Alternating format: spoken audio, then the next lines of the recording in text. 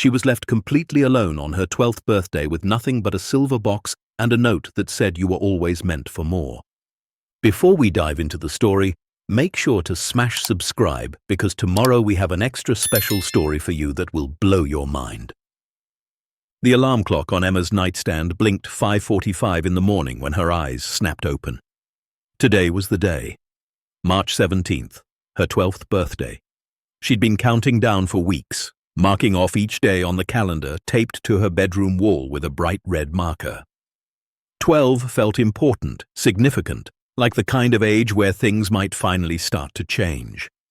She lay there for a moment in the grey morning light, filtering through the thin curtains of their third-floor apartment, listening for sounds from the kitchen. Usually her mother was already up by now, coffee brewing, the television murmuring low with the morning news. But this morning, the apartment was silent. Completely, utterly silent, in a way that made Emma's stomach twist with something she couldn't quite name. Emma threw off her blanket and padded barefoot across the worn carpet toward her bedroom door. The hallway was dark. Her mother's bedroom door stood open, which was unusual. Marie always kept it closed, even when she was awake. Emma moved closer, peeking inside. The bed was made. Not just made, but perfectly smooth, like no one had slept in it at all. The dresser top was clear, except for a thin layer of dust. Emma's heart started to beat faster. She turned and hurried toward the kitchen, her bare feet slapping against the cold linoleum. The kitchen was empty. No coffee pot warming on the counter, no cereal boxes left out, no jacket hanging on the back of the chair, just silence and the hum of the refrigerator and a silver box sitting in the exact center of the small kitchen table. Emma stopped in the doorway, staring at it. The box was about the size of a shoebox, made of tarnished silver with intricate engravings along the sides.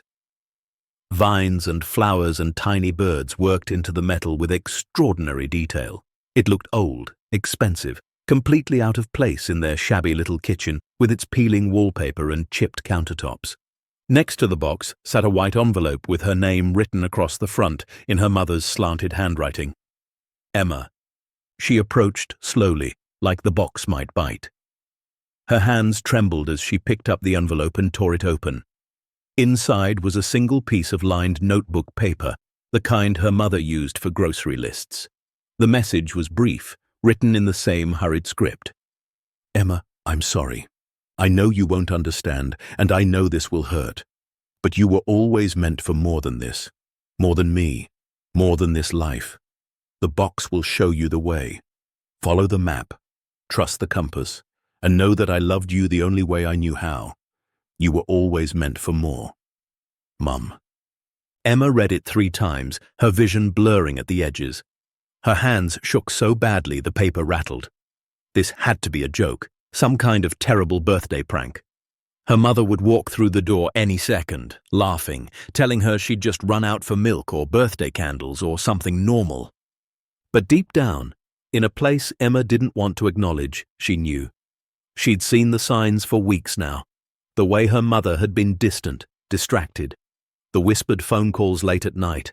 The way she'd look at Emma sometimes with this expression that was part sadness, part something else. Guilt, maybe. Or relief. Emma set the note down and turned her attention to the silver box. Her fingers found a small latch on the front. It opened with a soft click. Inside, nestled in faded blue velvet, were 3 items. The first was an antique brass compass, its face yellowed with age but the needle still spinning true.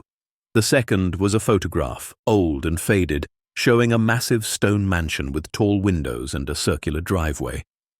The house was beautiful in a haunting way, covered partially in ivy, surrounded by enormous trees.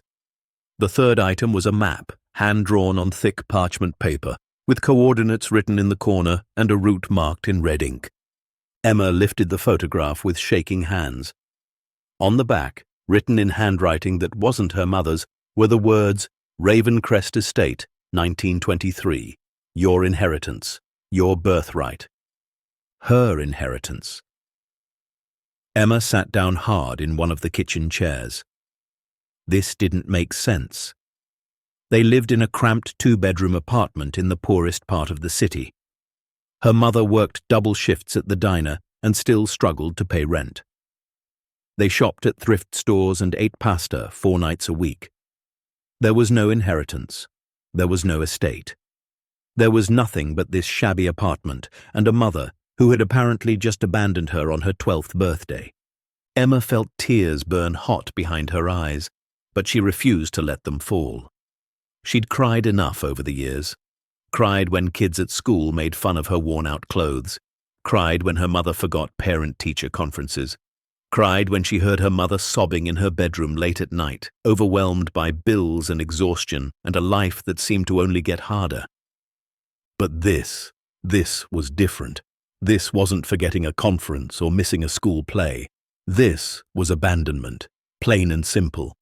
Emma wiped her eyes roughly with the back of her hand and picked up the compass. The moment it touched her palm, the needle swung sharply to the right, pointing toward the window. She turned the compass. The needle followed, always pointing in the same direction no matter how she rotated it. Not north. Something else. She unfolded the map carefully. It showed a route from the city, winding through back roads and highways, ending at a spot marked with a red X in what looked like the middle of nowhere. The coordinates matched those on the photograph. 41.7329 north, 73.9842 west. Emma had always been good at puzzles. It was one of the few things she excelled at in school. While other kids struggled with logic problems and brain teasers, Emma could see patterns others missed, connections that weren't obvious. And right now, looking at this map and compass and photograph, she saw a pattern. Her mother hadn't just left her. She'd left her with a trail to follow. The question was, should she follow it? Emma sat in that kitchen for 2 hours, waiting. Waiting for her mother to come home, waiting for the phone to ring, waiting for any sign that this was temporary, fixable, explainable. But the apartment remained silent except for the ticking of the wall clock and the distant sound of traffic on the street below. At 8 in the morning, Emma finally moved. She walked through the apartment methodically, checking every room. Her mother's closet was half empty. Her toothbrush was gone from the bathroom. The photograph that usually sat on her nightstand, the one of Emma as a baby, was gone too. In the living room, Emma noticed something else. The small lockbox where her mother kept important papers, the one she thought was hidden behind the books on the shelf, was missing. Emma pulled out every book, searching. Gone. It was real then. Her mother had planned this, had packed, had taken what mattered to her and left behind a 12-year-old girl with a silver box and a cryptic note. Emma returned to the kitchen and picked up the phone. She should call someone. The police, child services, her school, anyone. But her finger hovered over the buttons, not pressing down. If she called the police, they'd take her away. Put her in foster care. She'd heard the stories from kids at school who'd been in the system. And something in her mother's note, something in the urgency of those words, made her hesitate. You were always meant for more. Follow the map. Trust the compass. Emma set the phone back in its cradle. She went to her bedroom and changed out of her pajamas into jeans and a hoodie. She found her backpack and emptied out the school books, replacing them with a change of clothes, her toothbrush, the $47 she'd saved from babysitting the neighbor's kids, and the contents of the silver box. Before she left, Emma wrote her own note and left it on the kitchen table, just in case her mother came back, just in case this was all some terrible misunderstanding. Mom, I followed the map. If you want to find me, you know where I'll be. Emma. She locked the apartment door behind her and headed down the 3 flights of stairs to the street. The morning was cold, the kind of sharp March cold that cuts through thin jackets and makes your breath fog in the air. Emma pulled her hood up and started walking. The bus station was 6 blocks away. Emma had been there before with her mother, usually when they were heading across town to visit the free clinic or the discount grocery store. She knew which buses ran where, had memorized the routes during long, boring rides. The map showed a destination roughly 90 miles north of the city. Emma studied the bus schedules posted in the grimy station window. She'd need to take the number 42 to the end of the line, then transfer to a regional bus heading toward the state border. From there, she'd have to figure it out. The ticket cost her $32. The lady behind the counter, a heavy woman with tired eyes and pink lipstick, barely looked at her. "Can I see a parent or guardian, sweetie?" she asked, voice flat with routine. Emma had prepared for this. She'd thought about it the whole walk over. She made her eyes wide and nervous. "My mum's in the bathroom. She gets sick on buses, so she wanted to use it before we left. She said I should buy the tickets while she's in there." The woman glanced toward the bathroom doors, then back at Emma. She shrugged. 42 North, transfers at Millbrook Station. Next bus leaves in 20 minutes. Emma took the tickets with shaking hands and found a seat in the corner of the waiting area, tucked behind a vending machine where she could watch the buses but stay out of sight. Her heart hammered so hard she thought everyone in the station must be able to hear it. She was really doing this. Running away, following a map left by a mother who'd abandoned her, chasing after some mysterious inheritance that probably didn't even exist. But what else was she supposed to do? Go back to an empty apartment and wait for someone to find her? Wait for the system to swallow her up? No. She'd follow the map. She'd find this Ravencrest estate, and she'd find out why her mother had left her with nothing but a silver box and a broken heart. The bus rumbled to life at exactly 8:30. Emma climbed on, showed her ticket to the driver, a man who didn't even look at her face, and found a seat near the back. She pressed her forehead against the cool window and watched the city slide past. Rows of apartment buildings gave way to strip malls and gas stations. The strip malls gave way to suburban neighborhoods with neat lawns and minivans in driveways.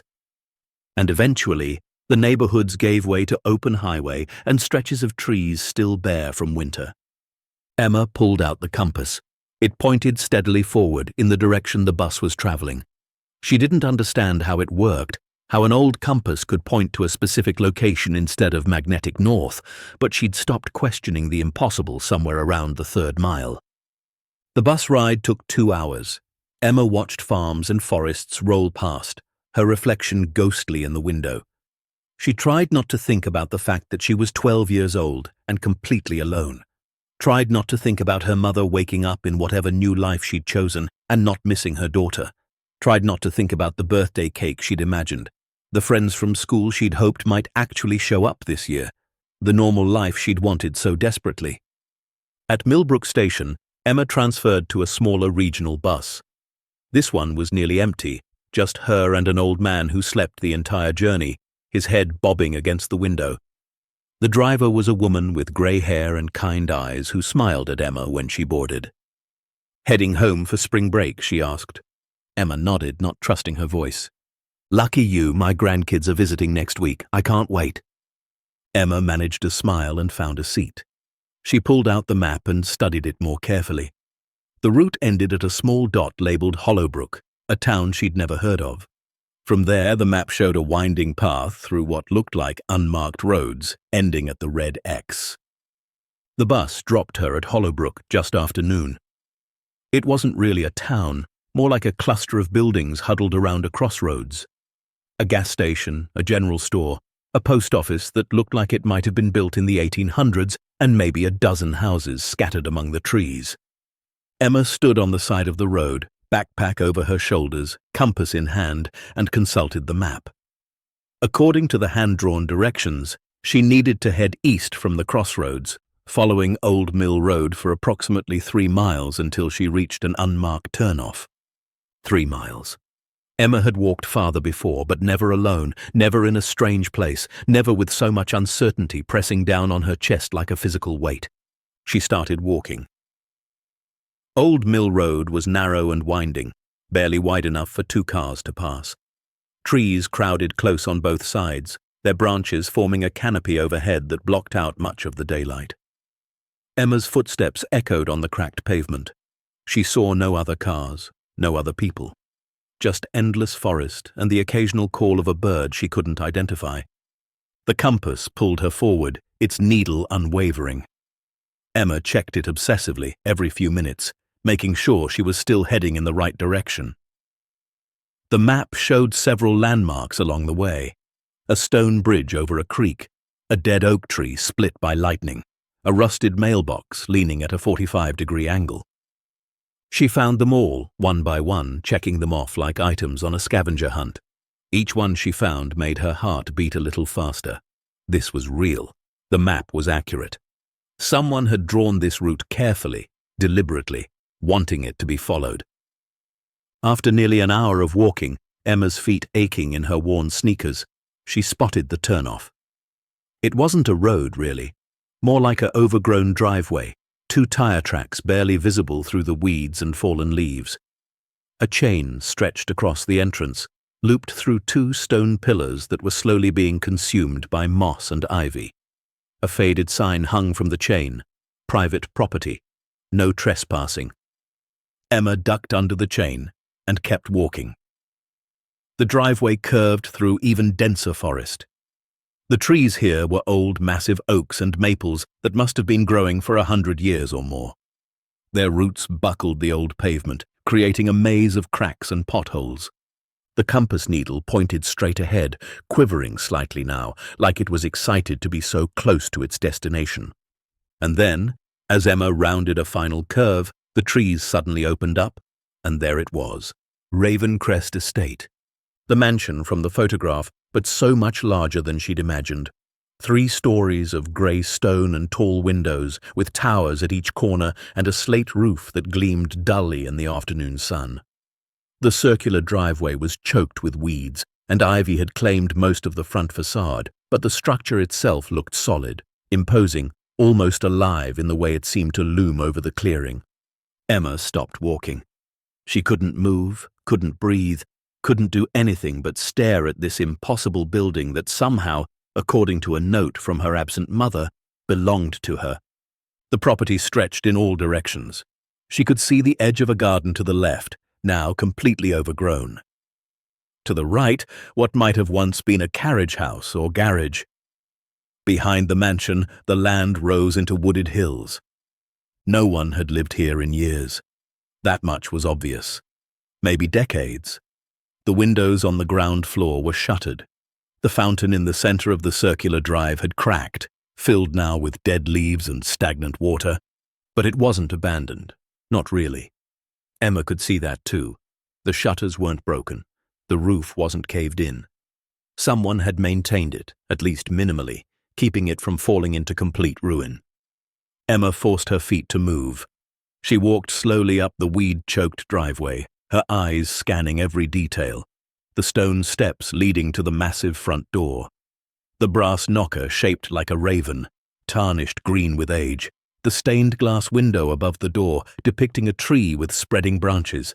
She climbed the steps and tried the door. Locked. Of course it was locked. She tried the knocker, letting it fall 3 times against the strike plate. The sound echoed through the clearing, loud enough to startle a group of crows from a nearby tree. No one answered. Emma hadn't really expected anyone to, but part of her had hoped. Hoped that maybe her mother would be here waiting to explain everything. Hoped that this was all some elaborate birthday surprise and not the cruel abandonment it appeared to be. Emma walked around the side of the mansion, looking for another way in. The windows were too high to reach easily, and all of them shuttered tight. But at the back of the house, she found a small door, probably used by servants in whatever era this place was built. The wood was old and warped. She tried the handle, also locked. But when Emma put her shoulder against it and pushed hard, she felt the frame shift slightly. The wood was rotted around the lock. She pushed again, harder this time, and something inside the door cracked. One more push, and the door swung inward with a groan that sounded almost like a sigh. Emma stepped inside. The servants' entrance led into a narrow hallway with a low ceiling. Everything was draped in dust and shadow. Emma pulled out her phone and turned on the flashlight, sweeping the beam across the walls, peeling wallpaper, portrait frames with the paintings too faded to make out, a side table with a vase long dried of flowers. She moved forward slowly, the floorboards creaking under her weight. The hallway opened into a kitchen, huge and industrial, with a massive iron stove and a sink big enough to bathe in. Copper pots hung from ceiling racks covered in dust. The counters were empty except for mouse droppings and the desiccated corpse of what might have once been a bird. From the kitchen, Emma found her way to the main hall, and that's when her breath caught in her throat.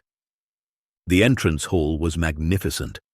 A grand staircase swept upward, splitting into two directions on a landing halfway up. The ceiling soared 20 feet high, decorated with molded plaster and a chandelier so covered in dust it looked like it was made of cobwebs. Marble floors stretched in all directions, black and white tiles in a checkerboard pattern. But what struck Emma most was how preserved it all was. Yes, everything was dusty and draped in sheets. Yes, there were signs of age and neglect. But this wasn't a ruin. This was a house frozen in time, like everyone had simply walked out one day and never came back.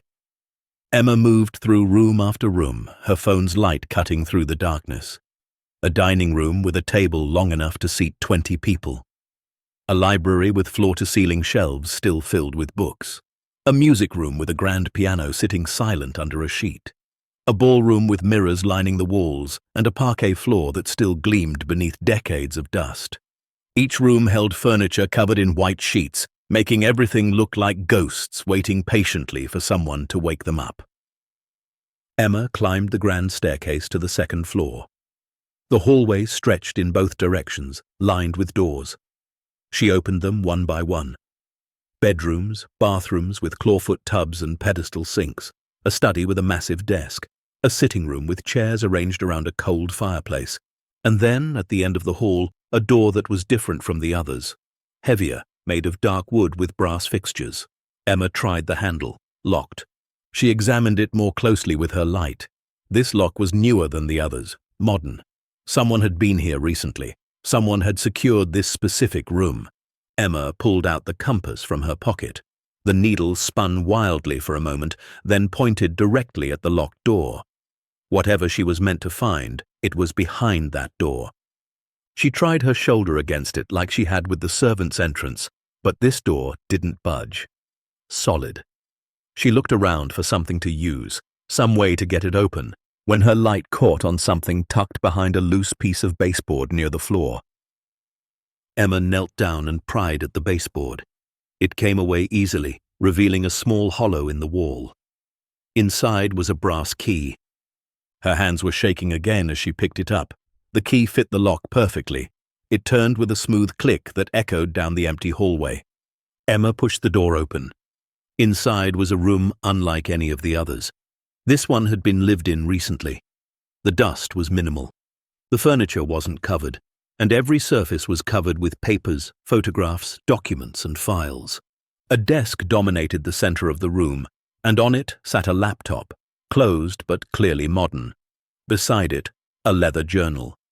Emma approached slowly, her heart pounding so hard she could hear the blood rushing in her ears.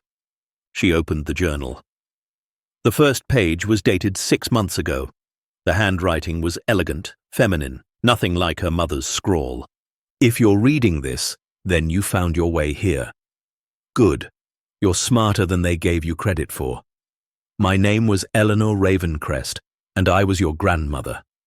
I died 2 months before you were born, but I've been watching over you ever since through arrangements I made before my death. This estate, this fortune, this entire legacy was always meant for you, Emma. Your birthright, your inheritance. But there are those who would do anything to keep you from claiming it. Your mother was paid to hide you, to keep you from ever knowing who you really are. I'm sorry I couldn't protect you from that. But now you're here. Now you can take what's yours. The documents you need are in the vault coordinates attached. But be warned, they know you exist now, and they won't let you take this without a fight. Trust no one. Question everything. And remember, you are a Ravencrest. You were always meant for more. Emma's hands trembled as she set the journal down. In the lamplight of this strange room, in this impossible mansion, surrounded by evidence of a life she never knew existed, Emma felt something shift inside her. Fear, confusion, anger, but also something else, determination. She pulled the map from her backpack and laid it on the desk beside the journal. This wasn't just about finding a house anymore. This was about finding out who she really was and why her entire life had been a lie. Emma took a deep breath and began to read. Emma spent the next 2 hours reading every page in that journal, her eyes growing wider with each entry. Eleanor Ravencrest had been meticulous in her documentation, recording everything with the precision of someone who knew her words might be the only truth that survived. The story that emerged was almost too enormous to believe. Eleanor had been born in 1922 to the Ravencrest family, old money from shipping, and textiles that stretched back to the 1800s. The estate Emma now stood in had been built by her great-great-grandfather in 1923, a monument to the family's wealth and influence. For decades, the Ravencrests had been pillars of society, their name appearing in newspapers, their parties legendary, their business dealings shaping entire industries. But by the time Eleanor inherited everything in 1978, the family had dwindled. She was the last true Ravencrest, unmarried, childless, and according to every social expectation of the time, the end of the line, except she wasn't childless. Eleanor had kept a secret. In her early 20s, she'd fallen in love with a man her family deemed unsuitable, a teacher, someone without money or connections or the proper pedigree. When Eleanor became pregnant, her family gave her an ultimatum: give up the child or be disowned entirely. Eleanor, young and frightened and pressured from all sides, had made a choice that haunted her for the rest of her life. She gave up her daughter. Emma's grandmother had placed her own child, Emma's mother Marie, into the adoption system in 1947, telling herself it was for the best, that her daughter would have a better life without the burden of the Ravencrest name and all the darkness that came with it. But Eleanor never stopped watching. She'd hired private investigators to track her daughter through the years. She knew when Marie aged out of foster care at 18, knew when she got pregnant at 23 with Emma, knew when she struggled to make ends meet, working double shifts at diners and truck stops, barely keeping a roof over their heads. And Eleanor had wanted to help, had wanted to reach out, to bring her daughter and granddaughter home to Ravencrest Estate where they belonged, but she was dying. Pancreatic cancer, diagnosed too late to treat. She had maybe 6 months, and in those 6 months she'd discovered something that changed everything. Her family's trustees, the lawyers and financial managers who'd handled the Ravencrest fortune for generations, had been stealing from the estate for decades. Millions of dollars siphoned off through fake investments, fraudulent expenses, and carefully doctored books. They'd been waiting for Eleanor to die so they could claim the entire estate through legal technicalities, selling off the property and disappearing with what remained of the fortune. Eleanor had spent her final months gathering evidence, documenting every theft, every forgery, every lie, and she'd created a plan to protect her granddaughter's inheritance. She'd established ironclad legal documents naming Emma as her sole heir, placed them in a vault only Emma could access, and set up a trust that would activate on Emma's 12th birthday. But Eleanor had also done something else, something that made Emma's blood run cold as she read it. She'd paid Marie, paid Emma's mother a substantial sum of money to keep Emma hidden until her 12th birthday, to keep her away from Ravencrest Estate and everyone who might try to use her or hurt her before she was old enough to claim what was hers. The plan was simple. On Emma's 12th birthday, Marie would receive instructions to bring Emma to the estate, where everything would be explained and the inheritance transferred legally and safely. But something had gone wrong. Marie had taken the money and run, leaving Emma with only the silver box and a cryptic note. Either she'd gotten scared, or she'd been threatened, or she'd simply decided that the money she'd already received was enough, and she didn't want to risk whatever came next. Emma sat back in the desk chair, her mind reeling. Her entire life, the poverty, the struggle, the apartments with broken heaters and empty refrigerators, all of it had been a lie. Her mother had been paid to keep her away from wealth beyond imagination, had been paid to let Emma grow up thinking they had nothing when the truth was that Emma had everything. The betrayal cut deeper than the abandonment. At least abandonment was simple, cruel but understandable in its selfishness. But this was calculated. This was a choice made over and over again, every day for 12 years, Emma wiped angry tears from her cheeks and forced herself to keep reading. The journal's final entries detailed the location of the vault. It was somewhere in the estate, hidden behind a section of the library that could only be opened using coordinates and a specific sequence. Emma grabbed the journal and made her way back downstairs to the library.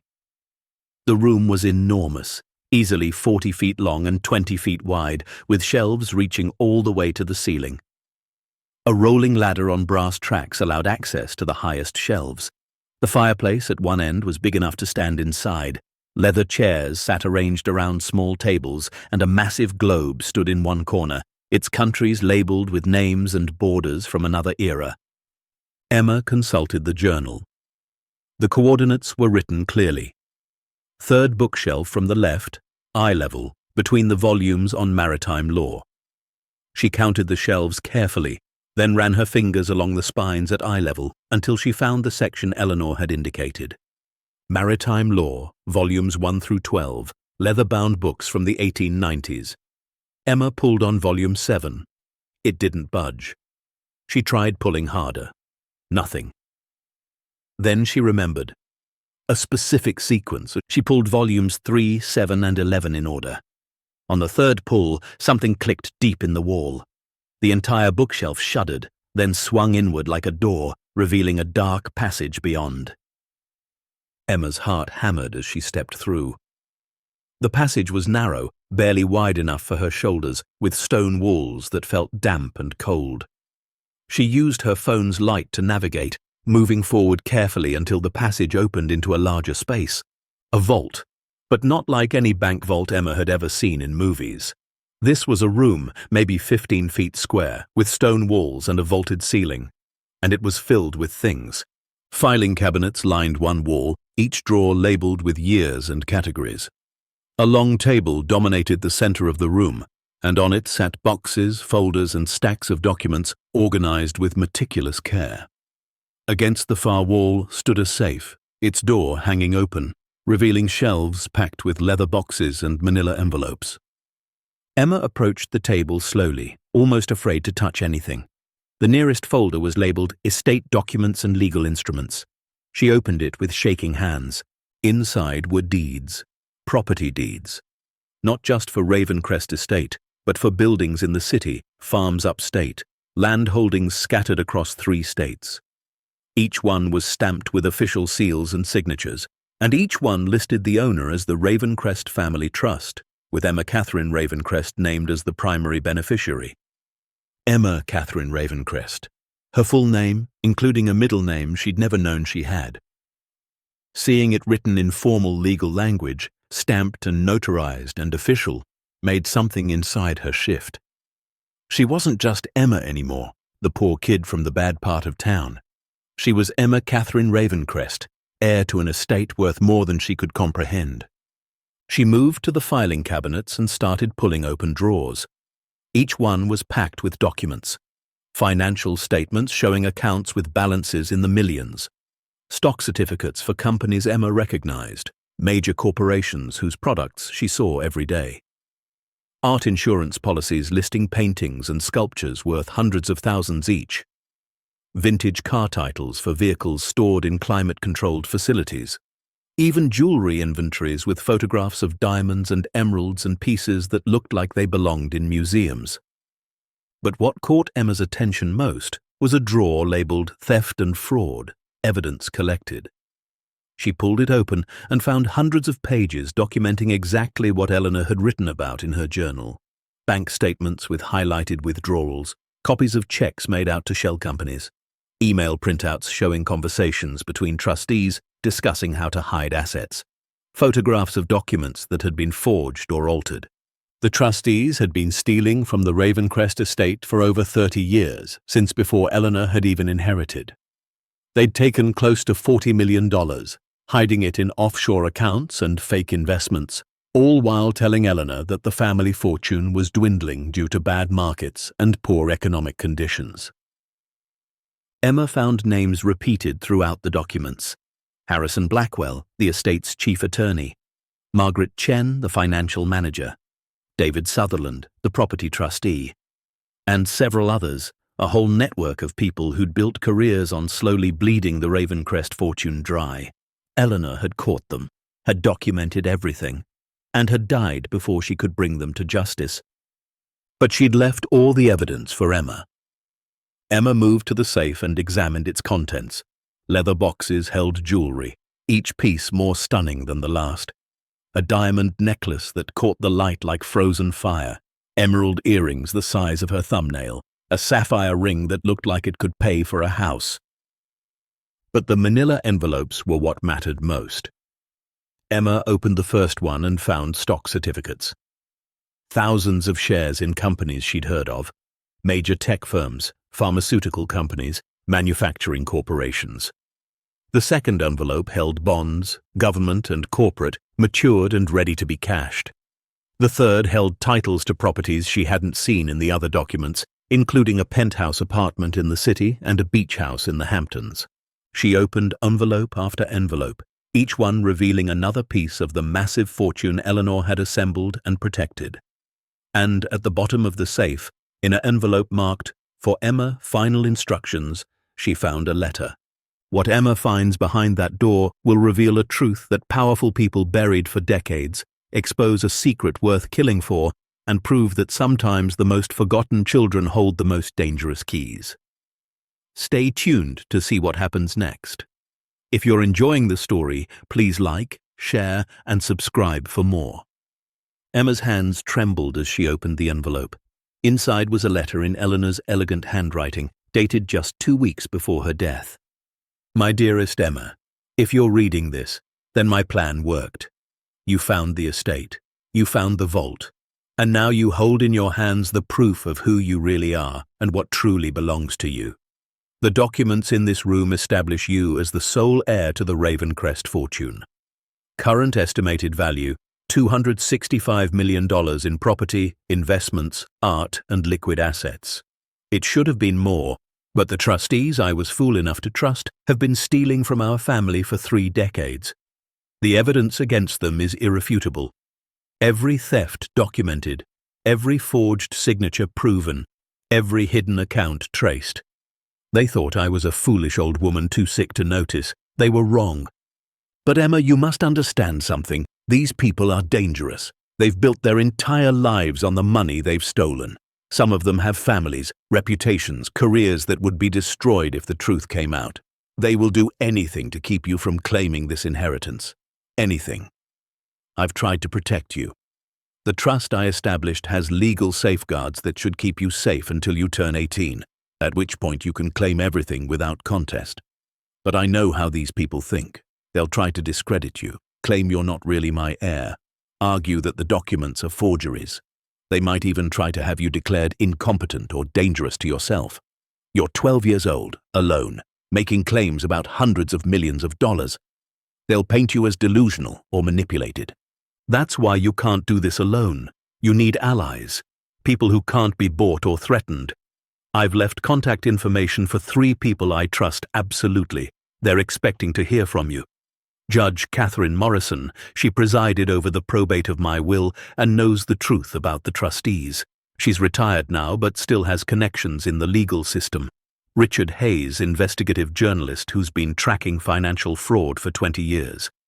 He's wanted to expose the Blackwell firm for a decade but never had enough proof until now. And Dr. Sarah Chen, Margaret Chen's younger sister, who discovered what her sister was doing and has been gathering her own evidence for years.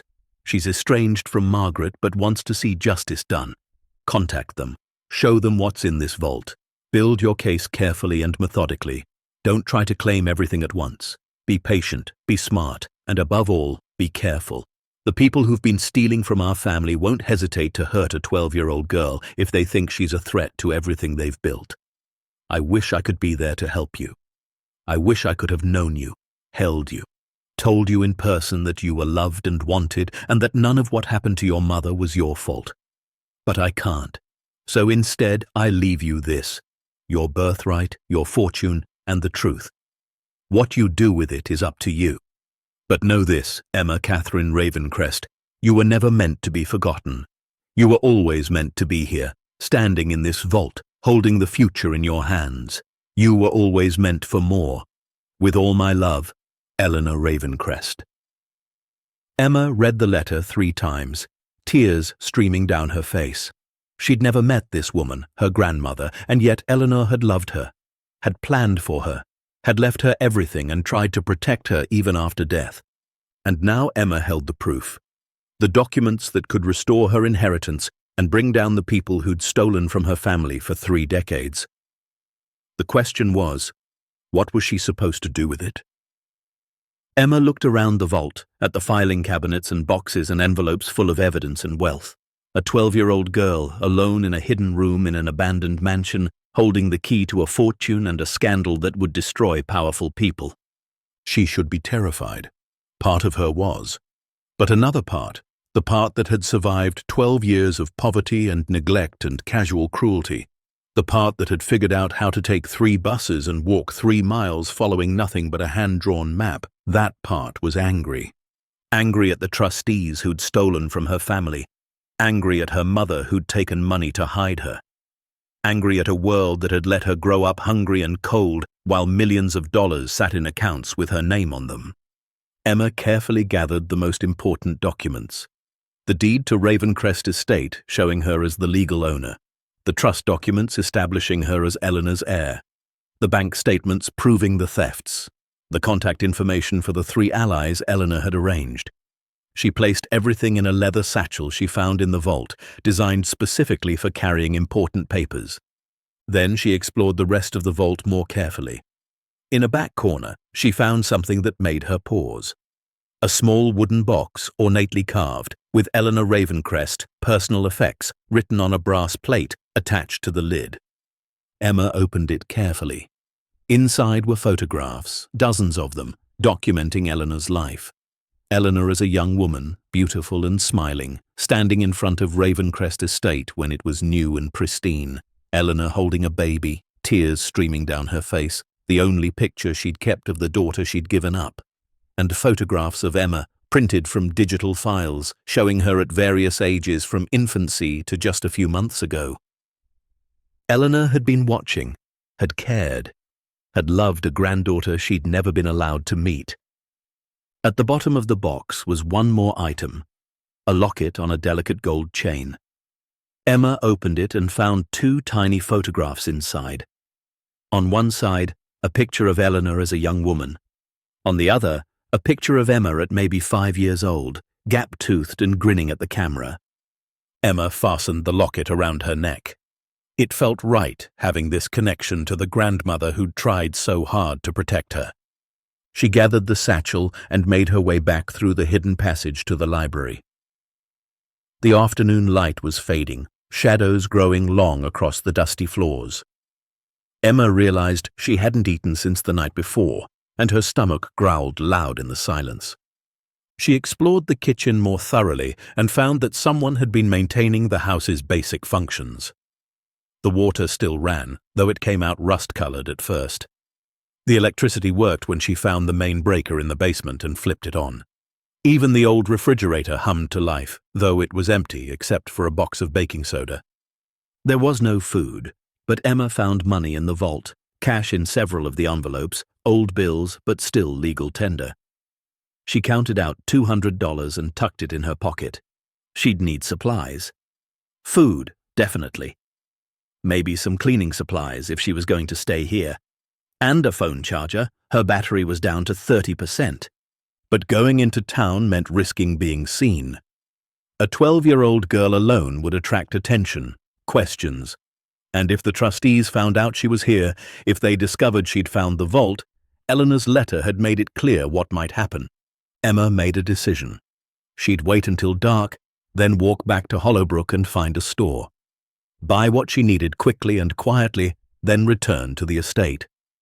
Tomorrow she'd figure out how to contact the allies Eleanor had arranged.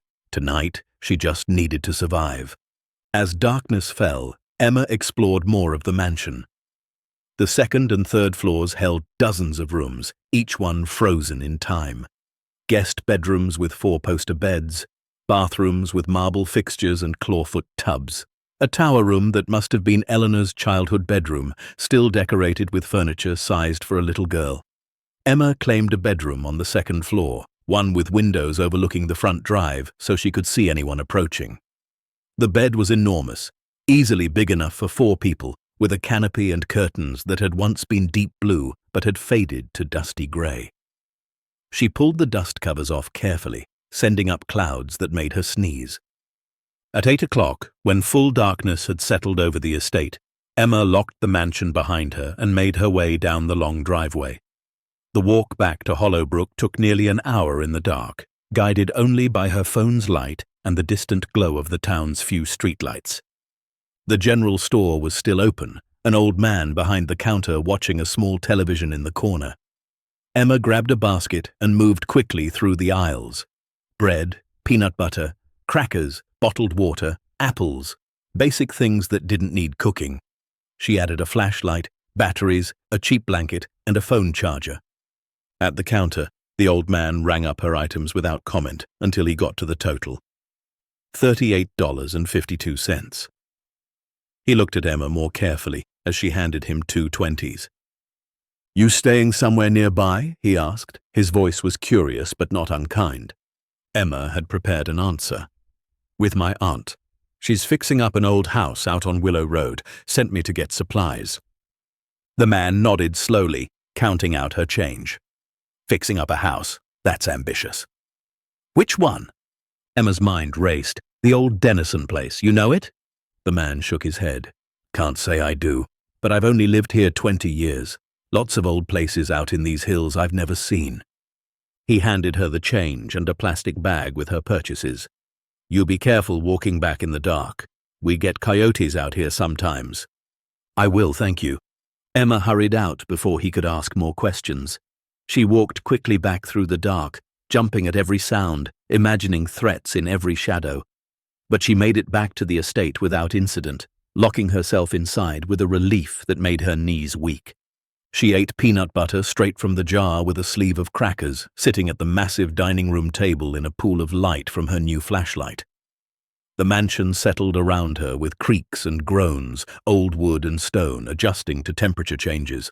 Every sound made her freeze, listening, but nothing ever came. After eating, Emma returned to her claimed bedroom. She spread the cheap blanket over the dusty bedspread and lay down, still fully dressed, with the leather satchel of documents next to her like a teddy bear. Sleep should have been impossible.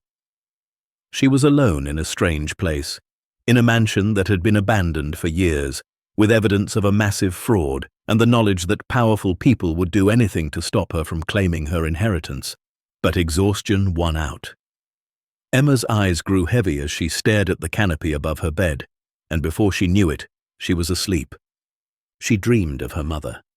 Not the Marie who'd abandoned her, but a younger version, softer somehow, holding Emma as a baby and crying. In the dream, Marie whispered, "I'm sorry, I'm so sorry," over and over, and Emma wanted to ask why, wanted to understand, but the words wouldn't come. She woke to sunlight streaming through the tall windows and the sound of a car coming up the driveway. Emma shot upright, heart hammering. She ran to the window and peeked through the dusty curtains. A black sedan was pulling up to the front of the mansion, moving slowly like the driver was uncertain. It stopped, and a man got out. Middle-aged, wearing a suit, carrying a briefcase. He looked up at the mansion, studying it, then walked toward the front door. Emma ducked away from the window, her mind racing. Who was he? One of the trustees? Someone Eleanor had sent? A random person who'd wandered onto the property? The doorbell rang, its sound echoing through the empty mansion. Emma held her breath. Rang again. Then she heard the man's voice, muffled through the heavy door but clear enough to make out the words. "Miss Ravencrest, if you're in there, my name is Richard Hayes. Eleanor Ravencrest arranged for me to help you. I'm not here to hurt you. I'm here to help. Richard Hayes." The journalist Eleanor had mentioned in her letter, one of the 3 allies she'd arranged. Emma crept down the grand staircase, staying out of sight of the windows. At the front door she called out, her voice shakier than she wanted it to be. "How do I know you're really Richard Hayes?" There was a pause. Then the man's voice came again, calmer, understanding. "Eleanor told me you'd be smart enough to ask that. She said to tell you that the silver box came from her jewelry collection, purchased in Paris in 1953. She said you'd find a compass inside that doesn't point north, and she said to tell you that you have her eyes. Emma's hand trembled as she unlocked the door. She opened it just a crack, keeping the chain engaged, and looked out at the man on the other side. He was maybe 50, with grey hair and tired eyes behind wire-rimmed glasses. He held up his hands, showing he wasn't carrying anything threatening, just the briefcase. "May I come in?" he asked gently. "We have a lot to talk about, and it's not safe to do it out here where anyone might see." Emma studied his face, looking for any sign of danger, of deception. But what she saw was exhaustion and something that looked like relief. She unhooked the chain and opened the door. Richard Hayes stepped inside Ravencrest Estate, looked around at the dusty grandeur, and let out a long breath. "She really did it," he said quietly. "Eleanor really pulled it off. She got you here." Emma closed the door and locked it. "Who else knows I'm here? Right now?" "Just me. But others will figure it out soon enough. The trustees have been monitoring the estate, waiting to see if anyone showed up. When they realize you're here, things are going to get very complicated very quickly." He turned to look at Emma directly. "But before that happens, we need to make sure you're protected. We need to get your story documented, your claim established, and your safety secured. Because, Emma, once the world knows you exist, once they know what you've found, there are going to be people who'll do anything to keep you from claiming what's yours." Emma gripped the leather satchel tighter. "I found the vault. I have the documents. I have proof of everything." Richard Hayes smiled, and for the first time since her mother had abandoned her, Emma felt like maybe, just maybe, she wasn't completely alone. "Good," he said. "Then let's get to work." Richard Hayes sat across from Emma at the massive dining room table, his briefcase open, a digital recorder placed between them. Sunlight streamed through the tall windows, illuminating dust motes that danced in the air like tiny stars. He'd spent the last hour listening to Emma's story, stopping her occasionally to ask questions, to clarify details, to make sure he understood every piece of what had happened. Now he sat back in his chair, fingers steepled under his chin, his expression grave.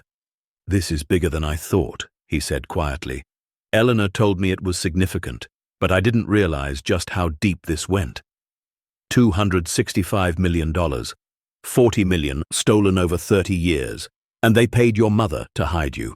Emma's jaw tightened at the mention of her mother. She still didn't know how to feel about that.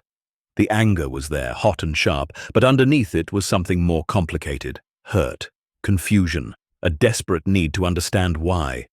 "What happens now?" she asked. Richard leaned forward. "Now we build your case carefully. Eleanor was right to be cautious. You're 12 years old, making a claim to a massive fortune. The trustees will argue you're being manipulated, that someone put you up to this. They'll try to have you placed in state custody, claim you're not competent to understand what you're saying. But I have proof."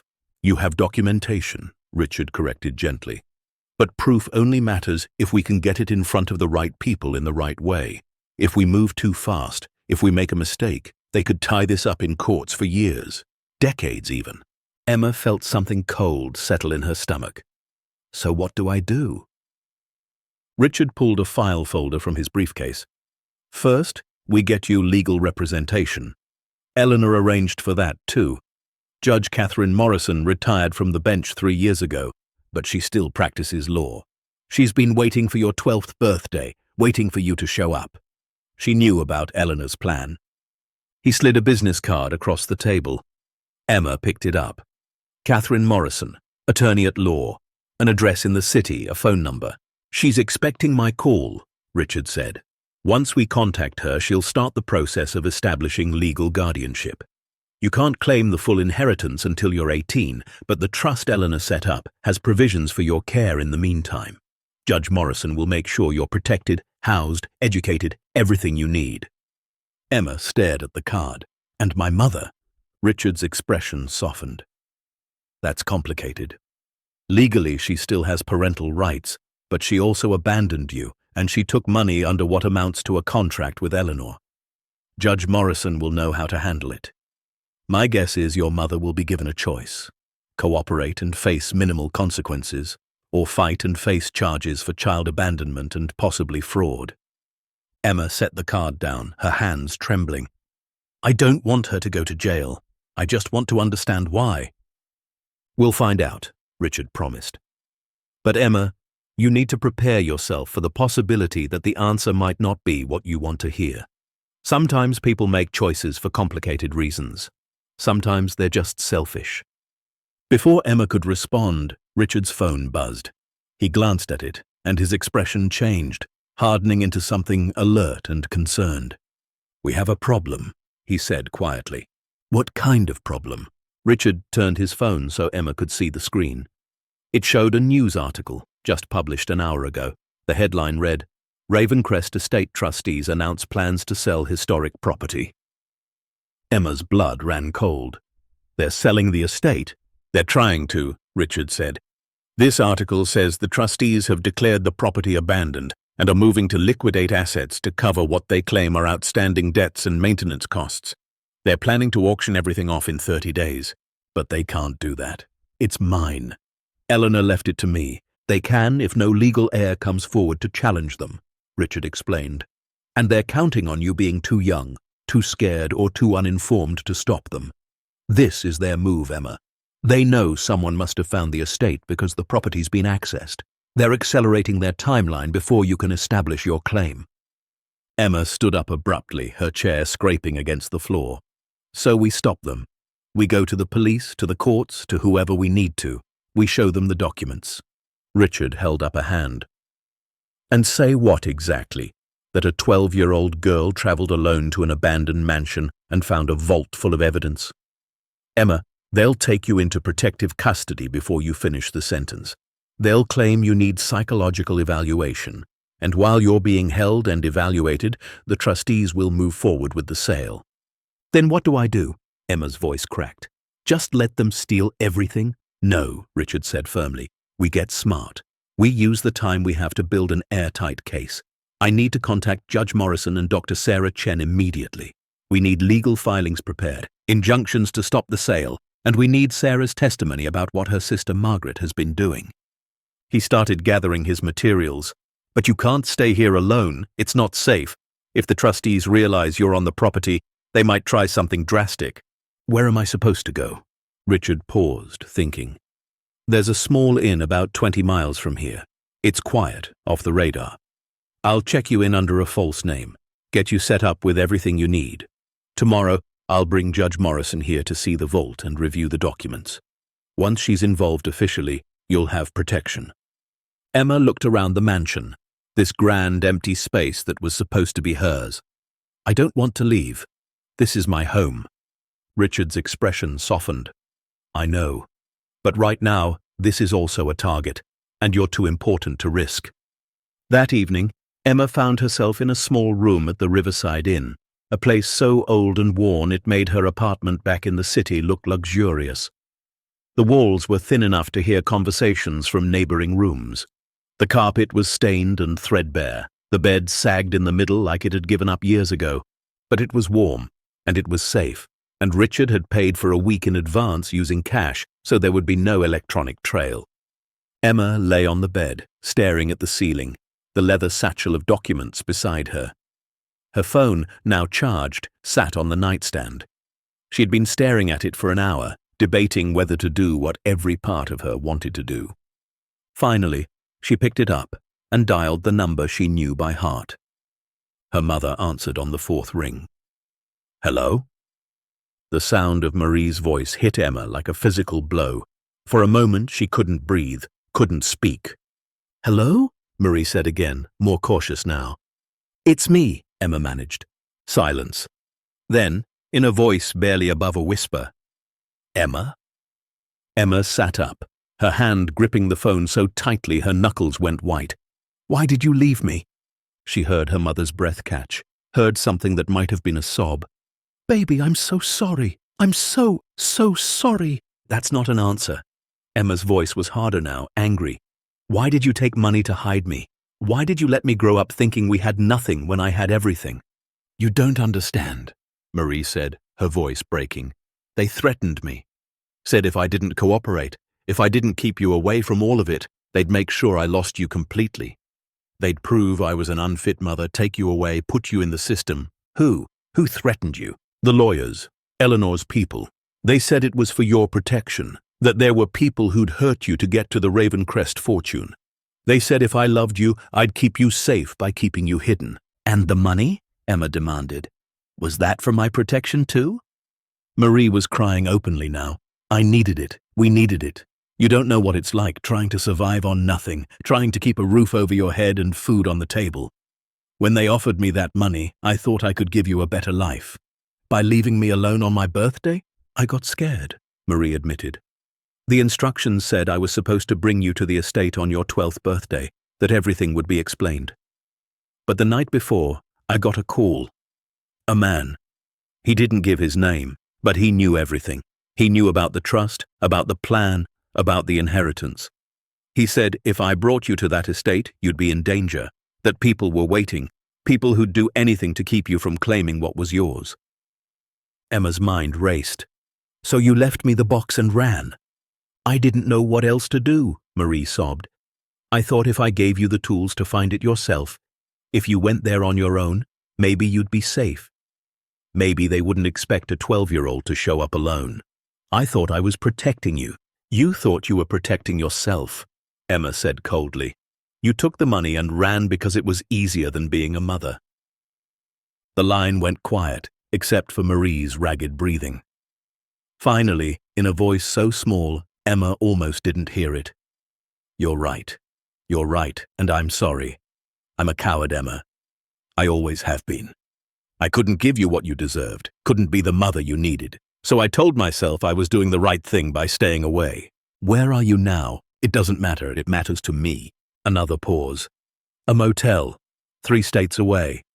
I've been watching the news, waiting to see if you made it, if you found the estate. Emma wiped tears from her cheeks with the back of her hand. I found it. I found everything. The vault, the documents, the truth about who I am, and what was stolen from me. Are you safe? Emma almost laughed at that. Are you really asking me that? After what you did? I know I don't have the right, Marie said quietly. I know I lost that the moment I walked out that door. But you're still my daughter. And despite everything, despite all the ways I've failed you, I love you. I need to know you're safe. Emma closed her eyes. I don't know if I'm safe. There are people trying to sell the estate, trying to take everything. But I have help, people Eleanor arranged before she died. They're going to make sure I get what's mine. Good, Marie whispered. That's good. I have to go, Emma said abruptly. She couldn't do this anymore, couldn't listen to her mother's voice breaking with regret and fear. Emma, wait. Can I see you? When this is all over? Can we try to… I don't know, Emma interrupted. I don't know if I can forgive you. I don't know if I even want to try. She hung up before Marie could respond, then turned off the phone and threw it across the room. It hit the wall and clattered to the floor, but Emma didn't care. She pulled her knees to her chest and let herself cry, really cry, for the first time since this had all started. She cried for the mother she'd lost, the grandmother she'd never known, the childhood that had been stolen from her. She cried for the confusion and the anger and the overwhelming weight of everything she'd discovered. And when she was done, when she'd emptied herself of tears, she felt something shift inside her. She was done being a victim, done letting other people's choices control her life. Tomorrow she'd meet with Judge Morrison. She'd show her the documents, prove her claim, and start the fight to take back what was rightfully hers. Because Emma Catherine Ravencrest wasn't just a scared 12-year-old girl anymore. She was an heir, and she was going to act like one. The next morning, Richard returned to the inn with 2 other people. The first was a woman in her 60s, tall and elegant, with steel-grey hair pulled back in a neat bun. She wore a tailored suit and carried herself with the kind of quiet authority that made people instinctively straighten their posture. Judge Catherine Morrison, Richard introduced. Catherine, this is Emma. The judge studied Emma with sharp, assessing eyes. Then her expression softened. You have Eleanor's eyes. She told me you would. You knew my grandmother? For over 30 years, Catherine said. She was one of the finest people I've ever known. and she loved you very much, even though she never got to meet you. The second person Richard brought was younger, maybe 40, with dark hair and nervous energy that made her hands flutter as she spoke. This is Dr. Sarah Chen. Emma stiffened at the name. Chen. Like Margaret Chen, the financial manager who'd been stealing from the estate. Sarah saw her reaction and nodded. Margaret is my older sister, and I've spent the last 5 years trying to gather evidence of what she's been doing. When Richard contacted me yesterday, I knew it was finally time. They drove together to Ravencrest Estate, Sarah following in her own car. Emma directed them to the hidden entrance she'd used, the servant's door at the back that she'd forced open. Inside, the mansion felt different with other people present. Less lonely, but also more real somehow. The stakes felt higher with witnesses. Emma led them to the library and demonstrated how to open the hidden passage. Catherine Morrison watched with keen interest, making mental notes. Sarah Chen looked like she might be sick. In the vault, Emma showed them everything. The documents, the evidence, the jewelry, the stock certificates. She handed Catherine the trust documents that named her as Eleanor's heir. The judge read them carefully, her expression growing more serious with each page. "These are legally sound," she said finally. "Eleanor did this right. She had everything notarized, witnessed, filed with the proper courts. As of your 12th birthday 3 days ago, you became the legal beneficiary of the Ravencrest Family Trust. So the estate is mine, the estate, the investments, all of it," Catherine confirmed. "But there's a complication. The trustees were given management authority until you turn 18. They're allowed to make decisions about property maintenance and asset management during that time." "But they're selling everything," Emma protested. "That's not management, that's theft." "Which is why we're going to stop them," Catherine said firmly. "But we need to do this correctly. I'll file an emergency injunction today, stopping the sale. I'll also file a motion to have you declared a mature minor, which will give you more legal standing to challenge the trustees' decisions. What about the evidence of theft?" Emma gestured to the filing cabinets full of documentation. "That's where I come in," Sarah said quietly. She'd been examining the financial documents, her face growing paler with each page. "My sister has been stealing from dozens of estates, not just yours. She's part of a network of trustees and lawyers who identify wealthy families without close heirs and systematically drain their assets. I've been trying to prove it for years, but I never had access to this level of documentation." She turned to face Emma and Richard. "With this evidence, we can bring down the entire operation, not just your case, Emma, but dozens of others. We're talking about hundreds of millions of dollars in fraud, possibly billions." Richard was already recording everything on his phone, documenting the vault's contents. "This is the story I've been chasing for 15 years. Systematic elder abuse and estate theft by the people trusted to protect vulnerable families." Catherine held up a hand. "Before we go public with any of this, we need to make sure Emma is protected. Once this breaks, she'll be at the center of a media firestorm. A 12-year-old heiress exposing massive corruption? Every news outlet in the country will want to talk to her." "I don't want to be famous," Emma said quietly. "I just want what's mine." "I know," Catherine said gently, "and we'll do our best to shield you. But Emma, you need to understand what's coming. The trustees will fight back hard. They'll attack your character, your mother's character. They'll claim Eleanor was mentally incompetent when she created the trust. It's going to get ugly." "Let them try," Emma said, her voice steadier than she felt. "I have the truth. I have the documents. And I have you all helping me." Catherine smiled. "That you do, and I promise you, we're going to see this through." They spent the rest of the day in the vault, cataloging everything, making copies, preparing the case. Sarah worked through the financial documents with meticulous care, building a timeline of every theft, every fraudulent transaction. Richard interviewed Emma on camera, recording her story in her own words. Catherine made phone calls to lawyers and judges, building a network of support. As the sun began to set, Catherine gathered everyone in the library. "I've filed the injunction. As of 1 hour ago, the sale of Ravencrest Estate is legally frozen pending a full investigation into the trustees' management of the property." They'll receive notice tomorrow morning." "What will they do?" Emma asked. "They'll panic," Catherine said bluntly. "And when powerful people panic, they make mistakes. We need to be ready for whatever comes next." That night, back at the inn, Emma couldn't sleep. She kept thinking about what Catherine had said. The trustees would fight back. They'd attack her, try to discredit her, maybe even try to hurt her.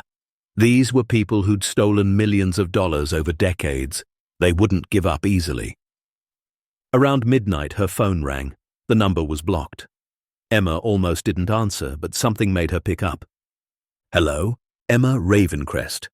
The voice was male, cultured, cold. "My name is Harrison Blackwell. I believe you've been making some very serious accusations about me and my colleagues." Emma's heart hammered. The chief attorney, the man who'd orchestrated the theft of $40 million from her family. "I haven't accused anyone of anything," she said, trying to keep her voice steady. "I've just been looking at documents that belong to the estate I manage," Blackwell said. "Documents you had no right to access. You're trespassing on private property, young lady, and you're involving yourself in matters far beyond your understanding." "The estate is mine," Emma said. "Eleanor left it to me." Blackwell laughed, a sound without humor. Eleanor Ravencrest was dying and delusional when she created that trust.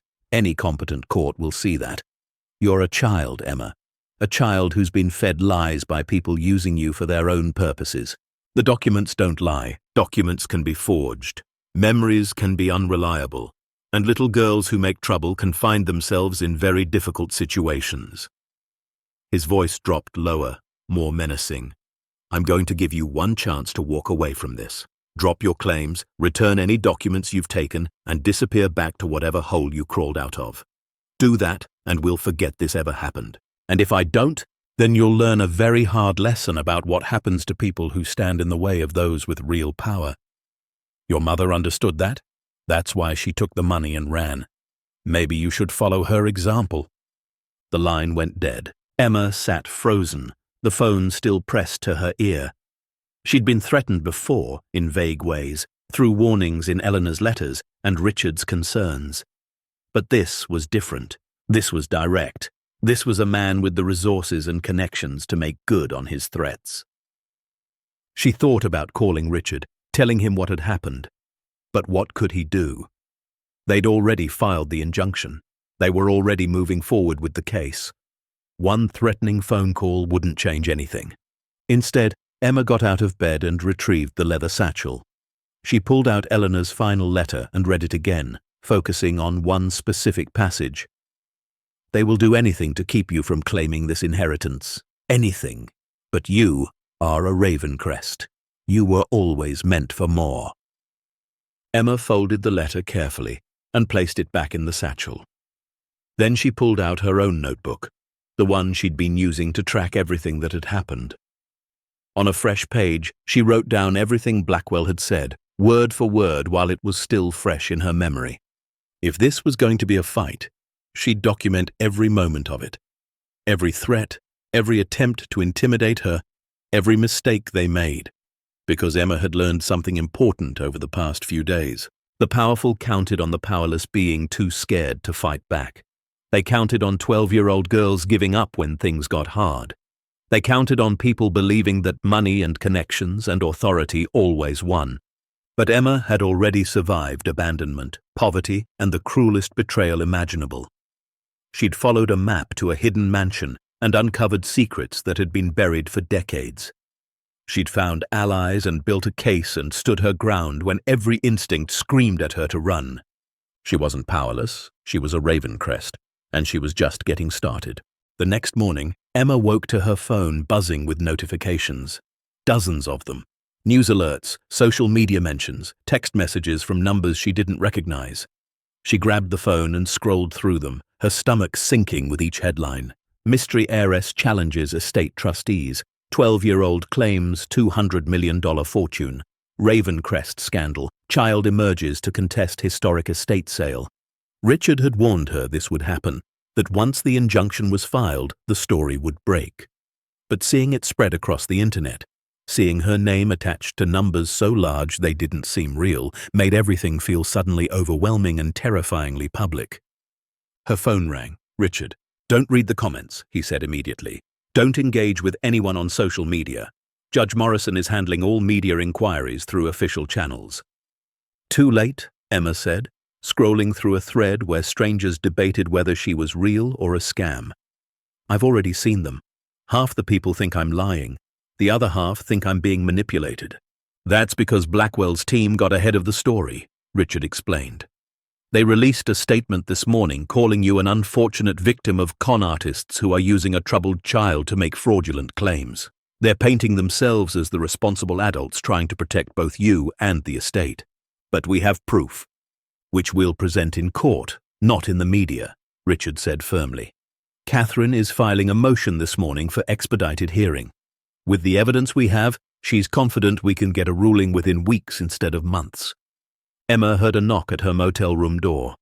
She moved to the window and peeked through the curtains. 2 police cars sat in the parking lot, lights off but unmistakably official. "Richard, there are police here." She heard Richard curse softly. "Don't open the door. Let me call Catherine."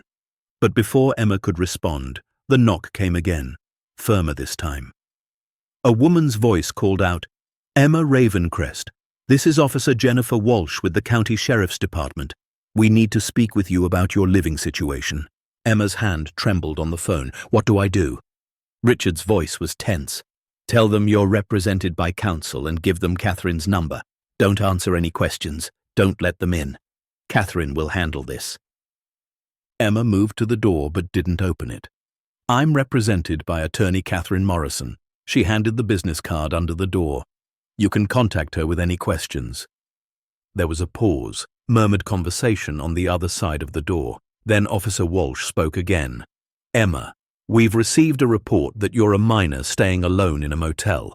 That's a child welfare concern. We need to verify that you're safe and being properly cared for." "I'm fine. I'm with people who are helping me. We need to see that for ourselves. Please open the door." Emma's heart raced. She looked around the shabby motel room, imagining how it would look to authorities. A 12-year-old girl, alone, no parent or guardian visible, claiming to be an heiress while staying in a place that rented rooms by the hour. "They're going to take me, aren't they?" she said quietly into the phone. "Not if I can help it," Richard replied. "Stay on the line. Catherine's making calls now." But even as he said it, Emma heard more voices outside. Social services had arrived. She recognized the tone, the careful professional concern that always preceded being taken away, being placed somewhere for her own good. Emma made a decision. She grabbed the leather satchel with all the important documents, shoved her phone in her pocket, and looked around for another exit. The motel room had a bathroom window, small but possibly large enough for her to squeeze through. "Emma, what are you doing?" Richard's voice came through the phone. "What I have to," she replied. She climbed onto the toilet, pushed open the window, and squeezed through. It was a tight fit, the frame scraping her shoulders and hips, but fear and adrenaline gave her strength. She dropped into the alley behind the motel, landing hard enough to knock the breath from her lungs. Behind her, she heard Officer Walsh's voice grow more urgent. "Emma! Emma, we're coming in!" Emma ran. She cut through the alley, emerged on a side street, and kept moving. She had no plan, no destination, just the desperate need to stay free long enough to fight for what was hers. Her phone rang again. Catherine this time. "Emma, where are you?" the judge demanded. "I ran. They were going to take me." "Listen to me very carefully," Catherine said, her voice calm but urgent. "Running makes you look guilty. It makes it look like you have something to hide. You need to turn yourself in. So they can put me in foster care while the trustees steal everything? That won't happen. I'm getting an emergency custody order right now. I'll be named your temporary legal guardian until this is resolved, but you have to stop running. You have to trust me." Emma slowed, breathing hard, ducking into a small park. "How do I know you won't just hand me over?" "Because Eleanor trusted me," Catherine said simply. "And because I've spent 30 years watching people abuse the legal system to steal from the vulnerable. I'm not going to let that happen to you. But Emma, if you run, if you hide, you lose all credibility. Blackwell will use this to prove you're unstable, that you need to be placed in state custody for your own protection. Emma leaned against a tree, her chest heaving. "What do I do? Tell me where you are. I'll come get you myself. We'll go to the police station together, and I'll make sure you're placed in my care immediately. You have my word." Emma closed her eyes. She'd trusted so few people in her life. Her mother had betrayed her. The system had failed her repeatedly. But Eleanor had trusted Catherine Morrison, had chosen her specifically because she was someone who couldn't be bought or intimidated. "I'm at Riverside Park," Emma said finally. "By the fountain." "Stay there, I'm 10 minutes away." Catherine arrived in 8 minutes, pulling up in a sleek black sedan. She got out, and Emma saw that Richard and Sarah were with her. All three of them approached Emma carefully, like she might bolt again. "You okay?" Richard asked. Emma nodded, not trusting her voice. Catherine placed a gentle hand on Emma's shoulder. Running was brave, foolish, but brave. "Now we're going to do this the smart way." They drove to the sheriff's station together. Catherine had already arranged everything. The custody order was being processed. Emma would be placed in Catherine's care as her legal guardian pending the resolution of the estate case. Officer Walsh met them at the entrance, her expression more sympathetic than Emma had expected. "You gave us quite a scare," she said, "but Judge Morrison here has explained the situation. We just want to make sure you're safe." The paperwork took hours. Emma answered questions, signed forms, submitted to a medical evaluation that confirmed she was healthy and showed no signs of abuse or neglect. A social worker interviewed her privately, asking about her living situation, her relationship with her mother, her plans for the future. Emma answered honestly, holding nothing back. She told them about being abandoned on her birthday, about following the map to Ravencrest Estate, about finding the vault and the evidence of massive fraud. She showed them the documents, walked them through the timeline, explained why she'd run from the motel. The social worker, a kind woman named Angela with grey streaks in her hair, listened to everything without interrupting. When Emma finished, Angela sat back and studied her. "You're the most composed 12-year-old I've ever interviewed," she said. "Most kids in your situation would be hysterical or shut down completely. You're neither." "I learned a long time ago that falling apart doesn't solve anything," Emma said quietly. Angela nodded slowly. "Well, for what it's worth, I believe you. And Judge Morrison's reputation is impeccable. If she's vouching for you, that carries weight. I'm approving the temporary custody placement." By evening, Emma was officially in Catherine Morrison's care. They drove to Catherine's home, a beautiful Victorian house in a quiet neighborhood with tall trees and well-maintained lawns. It was the kind of place Emma had only seen in movies, elegant but lived in, with bookshelves lining the walls and photographs of families scattered throughout. "The guest room you'll be staying in is upstairs," Catherine said, showing Emma through the house. "Second door on the right. There's fresh linens on the bed and towels in the bathroom. I cleared out the dresser for your things." Emma looked around with wonder. This was hers, even temporarily. A room with clean carpet and curtains that matched the bedspread and furniture that wasn't falling apart. Catherine saw her expression and smiled sadly. "You've never had your own room before, have you?" Emma shook her head. "We always lived in small apartments. I slept on the couch most of the time." "Well, this is yours for as long as you need it. And Emma, you're safe here. I give you my word." That night, Emma lay in the most comfortable bed she'd ever experienced, staring at the ceiling of a room that smelled like lavender and fresh paint.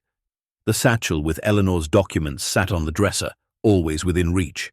Her phone was plugged in and charging, the notifications finally silenced. She should have felt relieved, safe, protected. But instead, she felt the weight of everything that was still to come. The court battles, the media attention, the fight against people with far more power and resources than a 12-year-old girl should have to face. Her phone buzzed with a text. "Richard, tomorrow we meet with the prosecutor's office. Sarah's testimony combined with the documents should be enough to open a criminal investigation. You did good today. Get some rest." Emma typed back, "Thank you for believing me." His response came immediately. "Thank you for being brave enough to fight." The next 2 weeks blurred into a whirlwind of legal proceedings, interviews, and preparation. Catherine filed motion after motion, building an ironclad case for Emma's rightful inheritance. Sarah Chen provided devastating testimony about her sister Margaret's involvement in the fraud network, turning over years of evidence she'd secretly compiled. Richard's article broke on a major news site, exposing the full scope of the trustee scandal. Dozens of families came forward with similar stories of estates being systematically drained by the very people hired to protect them. The FBI opened an investigation. State attorneys general from multiple jurisdictions got involved. And at the center of it all was Emma, the 12-year-old girl who'd followed a map and uncovered a conspiracy worth hundreds of millions of dollars. The media attention was intense. Reporters camped outside Catherine's house. Emma's school photograph from last year circulated online. Strangers debated her story on social media, some calling her brave, others claiming she was a pawn in some larger scheme. Catherine shielded Emma from most of it, but some things got through. Like the interview Harrison Blackwell gave to a major network, sitting in his expensive office, looking concerned and paternal. "This poor child has been led astray by opportunists," he said, shaking his head sadly. "Eleanor Ravencrest suffered from dementia in her final years. Any documents she created during that time are suspect. We're simply trying to manage the estate responsibly until a proper heir can be established through legal channels." Emma watched the interview with Catherine and Richard, her jaw clenched with fury. "He's lying," she said. "Eleanor's medical records prove she was completely competent." "Which we'll demonstrate in court," Catherine assured her. "Let him lie. Every false statement he makes now is another piece of evidence against him later."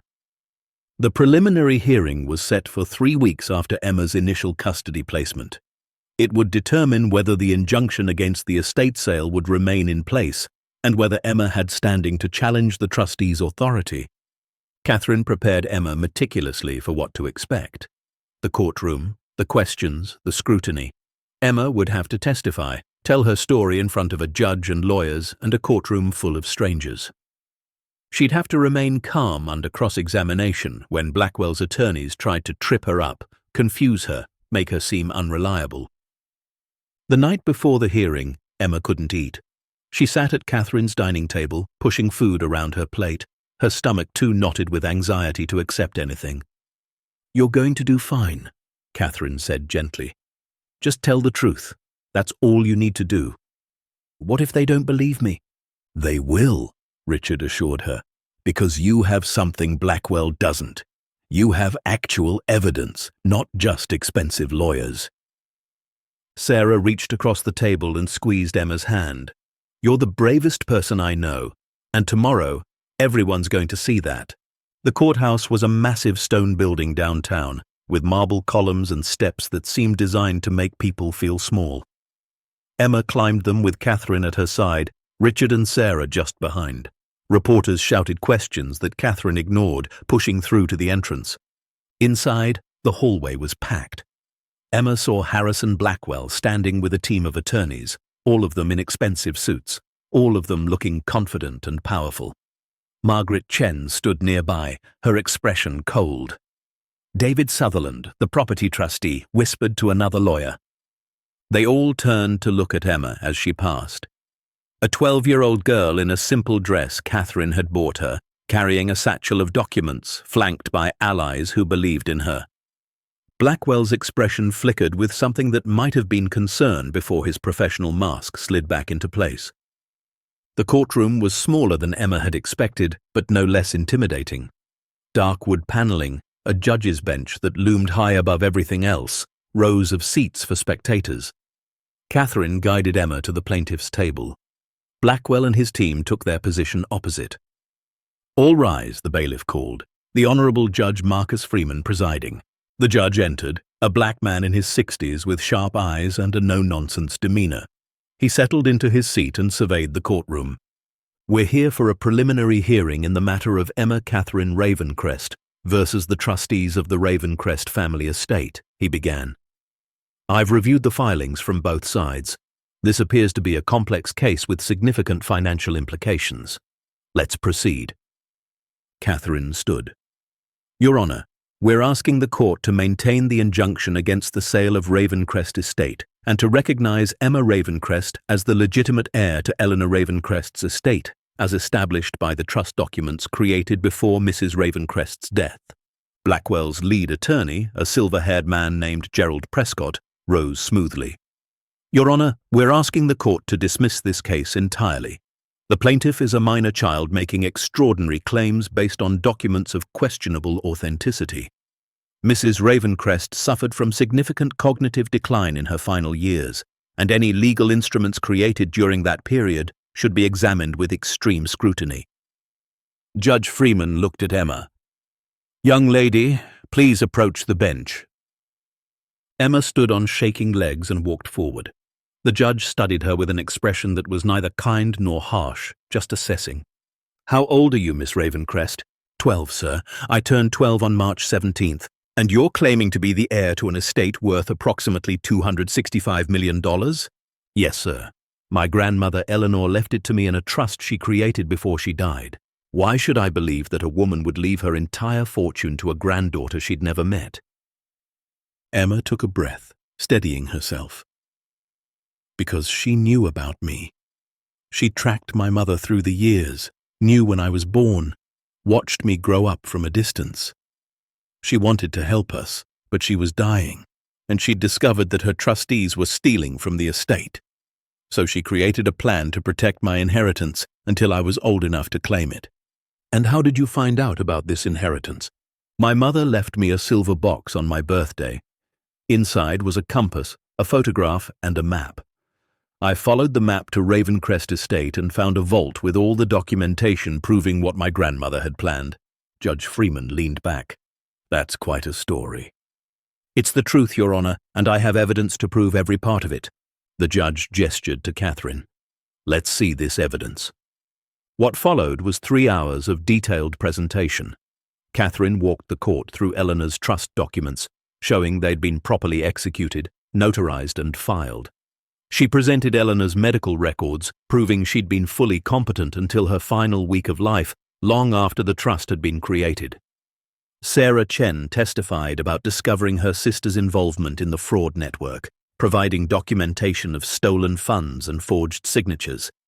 Richard presented his investigative findings, connecting the Ravencrest theft to a pattern of similar frauds across multiple estates. And then Emma testified. She told her story from the beginning, from waking up on her birthday to find her mother gone, to following the map, to discovering the vault, to everything that had happened since. She spoke clearly, steadily, never wavering even when Prescott tried to confuse her during cross-examination. Isn't it true, Prescott asked, that your mother abandoned you because she knew you were making false claims about a non-existent inheritance? No, Emma replied. My mother left me because she was paid to keep me hidden and then got scared when it was time to bring me to the estate.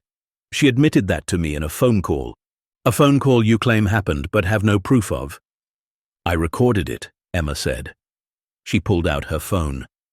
I recorded every threatening call, every conversation with my mother, everything. Because I knew people wouldn't believe me without proof. She'd surprised them. Emma could see it in Prescott's expression, in the way Blackwell leaned forward sharply. Catherine hadn't known about the recordings either, but she smoothly introduced them as evidence. The court listened to Marie's tearful confession, to Blackwell's threatening call, to everything Emma had documented.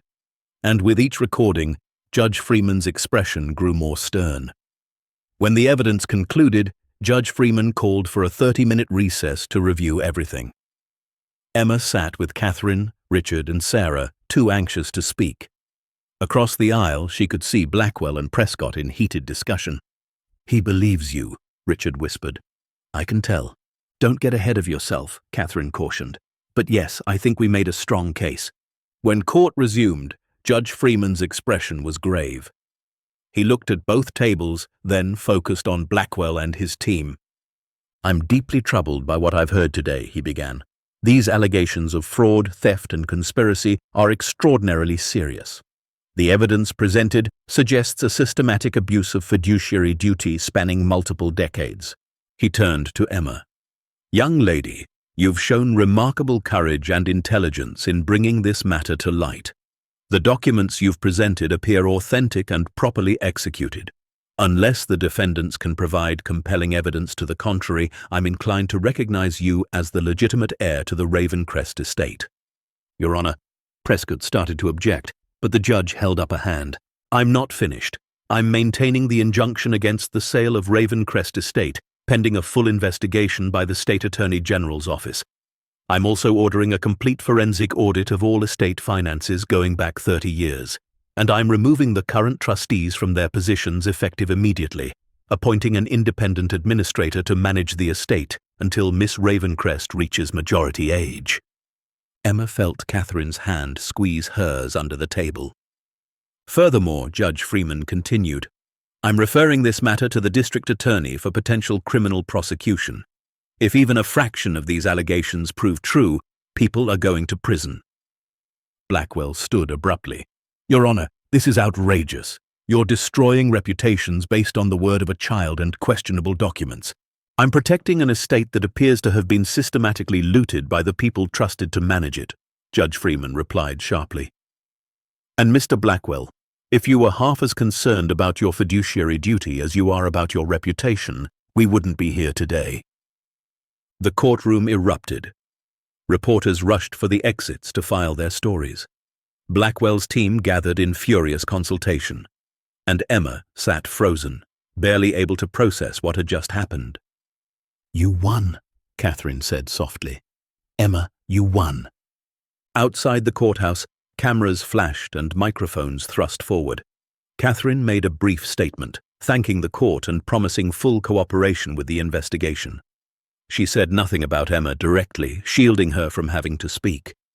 But as they pushed through the crowd toward Catherine's car, Emma heard someone call her name. She turned to see a woman standing at the edge of the crowd, thin and worn, with familiar eyes. Her mother. Marie stood there, tears streaming down her face, not approaching but just watching. Their eyes met across the distance, and Emma saw everything in her mother's expression: regret, pride, shame, love. Emma stopped walking. Catherine noticed and followed her gaze. "Do you want to talk to her?" Catherine asked quietly. Emma thought about it, thought about all the anger and hurt and betrayal, thought about the recordings she'd made, the evidence of her mother's choices. But she also thought about the way Marie had sounded on the phone, broken and sorry and desperate to know Emma was safe. "Not yet," Emma said finally, "but maybe someday." She turned and continued to the car, leaving her mother standing in the crowd. There would be time for reconciliation later if Emma chose. For now, she had more important things to focus on. The weeks that followed brought changes Emma hadn't imagined possible. The criminal investigation moved swiftly, with arrests happening within days. Harrison Blackwell was charged with fraud, embezzlement, and conspiracy. Margaret Chen faced similar charges. David Sutherland and 4 other trustees were indicted. The media attention intensified, but Catherine continued to shield Emma from most of it. She enrolled Emma in a private school where the other students had been warned against bothering her about her circumstances. Emma finally got to be just a student, studying math and literature and history like a normal kid. But she wasn't normal anymore. She knew that. Normal 12-year-olds didn't own historic estates or have trust funds worth hundreds of millions of dollars. Normal kids didn't testify in fraud cases or give depositions to federal prosecutors. 6 months after the preliminary hearing, Emma stood once again on the steps of Ravencrest Estate. But this time was different. The driveway had been cleared of weeds, the fountain had been repaired and now bubbled with clean water. The windows gleamed, freshly washed. The ivy had been trimmed back to reveal the beautiful stonework underneath. Catherine had hired a management company to restore the property while the legal proceedings continued. Emma had approved every decision, learning about historic preservation and property management and all the responsibilities that came with owning something so significant. Today was special, though. Today was the day Emma had been planning for months, the day that would transform Ravencrest Estate from a personal inheritance into something more. Cars began arriving just after 10 in the morning. Families, some of them people who'd testified in the fraud case, Others who'd simply heard Emma's story and been inspired by it. They gathered on the front lawn, maybe 200 people, as Emma stood on the steps with Catherine, Richard and Sarah beside her. Emma stepped forward to the temporary podium that had been set up. Her hands shook as she unfolded the speech she'd written and rewritten a dozen times. "Thank you all for coming," she began, her voice amplified by the microphone. 6 months ago, I was just a kid who'd been abandoned on her birthday. I followed a map to this estate, thinking I might find answers about who I was and why my mother had left me. What I found was so much more than that. She looked up at the mansion behind her. I found out I came from a family with resources and privilege. I found out my grandmother loved me even though we never met. And I found out that people trusted to protect the vulnerable had been betraying that trust for decades. The crowd listened in complete silence. But I also learned something else, Emma continued. I learned that wealth means nothing if you don't use it to help others. My grandmother understood that. That's why she spent her final months trying to protect not just her estate, but the truth itself. Emma took a breath. So today, I'm announcing the creation of the Eleanor Ravencrest Foundation for Abandoned and Foster Children. This estate will be partially converted into a resource center offering educational programs, counseling services, and support for kids aging out of the foster system, because no child should feel forgotten or worthless just because they don't have family or money. The crowd erupted in applause. Emma saw tears on faces throughout the gathering. She saw foster parents holding children who'd been through the system. She saw social workers who'd spent careers trying to help with inadequate resources. She saw hope. I can't bring back the years I spent struggling, Emma said when the applause died down. I can't undo what was stolen from my family or from the other families affected by this fraud. But I can make sure that the fortune my grandmother protected is used the way she would have wanted. To help people. To give kids like me a chance. To prove that being forgotten doesn't mean you don't matter. She folded her speech and looked directly at the cameras recording the event. To every kid out there who feels alone, who thinks nobody cares, who's been told they won't amount to anything because of where they come from or what they don't have, I want you to know something. You matter. Your story matters. And sometimes the world just needs someone brave enough to stand up and fight for what's right, even when everyone says you can't win. The applause this time was deafening. People stood, cheering, some openly weeping. Emma stepped back from the podium and found Catherine's hand. Your grandmother would be so proud, Catherine whispered. That evening, after the crowds had gone and the reporters had filed their stories, Emma walked through Ravencrest Estate alone. The rooms that had been dusty and draped in sheets were now clean and purposeful. The dining room would become a tutoring center. The library would offer free books and quiet study space. The music room would host classes. The ballroom would be a gathering space for events and celebrations. But Emma had kept one room exactly as she'd found it, Eleanor's office with the vault beneath. That would remain her private space, a place to remember where she'd come from and what she'd overcome. She stood in that office now, looking at the journal that had started everything. Eleanor's handwriting, careful and precise, documenting her plan to protect a granddaughter she'd never held. Emma pulled out her own journal, the one she'd been keeping since that first day at the estate. She wrote, "Today I opened the foundation. Today I started turning pain into purpose. My mother called this week. She's in therapy, trying to work through the choices she made. I'm not ready to see her yet, but I told her I forgive her, because holding on to anger only hurts me, and I'm done letting the past control my future." Judge Freeman finalized the estate transfer last month. It's officially mine now, all $265 million. But it doesn't feel like mine. It feels like a responsibility. A trust that Eleanor placed in me to do something meaningful. Blackwell was sentenced to 20 years. Margaret Chen got 15. The others received various terms. Justice was served, but it doesn't erase what they did. Richard won a major journalism award for his investigation. Sarah started a non-profit helping families navigate estate law. Catherine is still my guardian and will be until I turn 18. I can't imagine my life without her now. And me? I'm still just Emma, still the girl who followed a map. But now I'm also Emma Catherine Ravencrest, founder of a foundation that will help thousands of kids. I'm a student, an heir, an advocate. I'm 12 years old and I changed the world. Not because I was rich or connected or special, but because I refused to give up when everyone said I should. Because sometimes the most powerful thing you can do is simply refuse to stay forgotten. Emma closed the journal and looked out the window at the estate grounds. Somewhere out there were kids like she'd been, scared and alone and convinced they didn't matter. But now there was a place for them, a foundation built on the courage of a girl who'd followed a silver box to a hidden mansion and discovered that she'd been meant for more all along. Anyone can change the world if they're stubborn enough to stand their ground and brave enough to speak the truth.